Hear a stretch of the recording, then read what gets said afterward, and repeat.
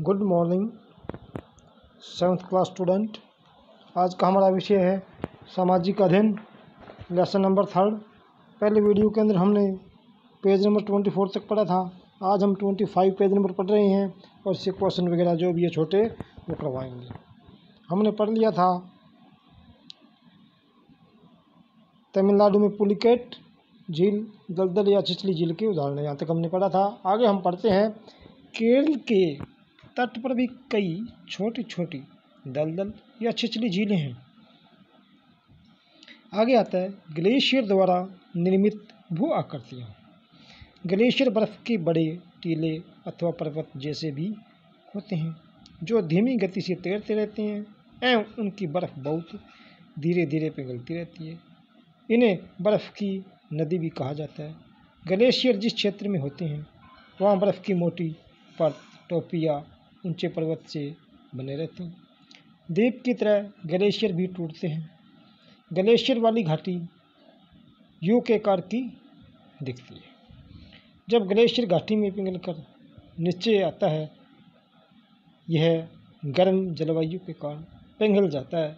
अंत में वहाँ मिट्टी, रेत, बजरी और पत्थर जमा हो जाते हैं। इन्हें मोरानीज कहा जाता है। तो ये था हमारा लेसन। आगे हम इसके कर रहे हैं अभ्यास के संकलनात्मक कार्य। भाग नंबर 1, सही विकल्प चुनिए। पृथ्वी की सतह की लेबलिंग को कहा जाता है, यानी पृथ्वी की सतह की जो लेबलिंग होती है उसको क्या कहा जाता है? उसको वृद्धि कहा जाता है। दूसरा आता है अफ्रीका के विक्टोरिया गिरावट का एक उदाहरण है। इसका आंसर आएगा बर्फ के पहाड़ों का पिघलना। सहभाग है। तीसरा मशरूम पत्थर है। मशरूम जो पत्थर है वो किस प्रकार की आकृति है? वो एक मशरूम की आकृति होती है, इसको मशरूम पत्थर बोला जाता है। वह भाग आता है घिस सामग्री की भूमि के 2 उदाहरण दीजिए। नंबर 1 आता है सहारा का रेगिस्तान। नंबर 2 पंपास क्षेत्र।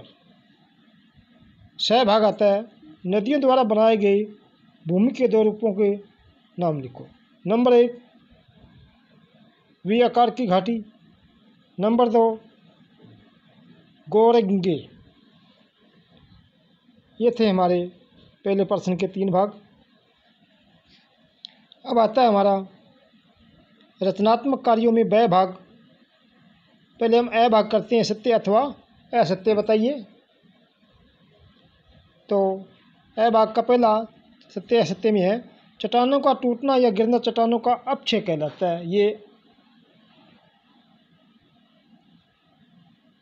सत्य होगा क्योंकि चट्टानें टूटती है, चट्टानें गिरती रहती है, चट्टानों के अंदर क्या टुकड़े होते रहते हैं, इन चट्टानों का अपक्षय होता रहता है, ये सही माना जाएगा।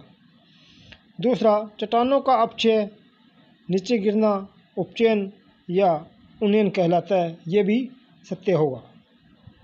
तीसरा चट्टानों और चारों ओर से चट्टानों में घिरी घाटी जो सपाट समतल की हो उसे कैनियन कहा जाता है, ये भी बिल्कुल सही है। चौथा है छिछली झील या दलदल की नदी घाटी कहते हैं। छिछली झील या दलदल को नदी घाटी कहते हैं, ये गलत है। आगे आता है वह भाग रिक्त स्थानों की पूर्ति कीजिए। पहला है चट्टानों के टूटने की प्रक्रिया को उपचयन या अपक्षय भी कहते हैं, उपचयन आएगा इसके अंदर। दूसरा बालू का चंद्र आकार का टीला पंपास क्षेत्र में देखा जा सकता है। चंद्राकार के जो टीले हैं वो पंपास क्षेत्र में पाए जाते हैं। तीसरा नदी अधिक पानी आने पर नदी में बाढ़ आ जाती है। चौथा गंगा ब्रह्मपुत्र डेल्टा दुनिया का सबसे बड़ा डेल्टा है, तो इसके अंदर आएगा गंगा ब्रह्मपुत्र, ये डेल्टा माना जाता है। इस डेल्टा का नाम है सुंदरवन, लेकिन इसके अंदर हम मानेंगे गंगा ब्रह्मपुत्र डेल्टा दुनिया का सबसे बड़ा डेल्टा है। तो ये थे हमारे छोटे क्वेश्चन। आगे बड़ी जो वीडियो रहेगी, 2 इस लेसन की 2 वीडियो डालेंगे बड़े बड़े क्वेश्चनों की, उनकी केवल PDF ही डालेंगे आपके पास। आगे हम जो वीडियो आएगा आपके पास 2 PDF आएगी, उसके अंदर से आप कर लेना। धन्यवाद। अगर ये आपको पसंद आया है तो आप इसको लाइक और शेयर ज़रूर करें। घर पे रहें, सुरक्षित रहें, ऑनलाइन स्टडी करते रहो। धन्यवाद।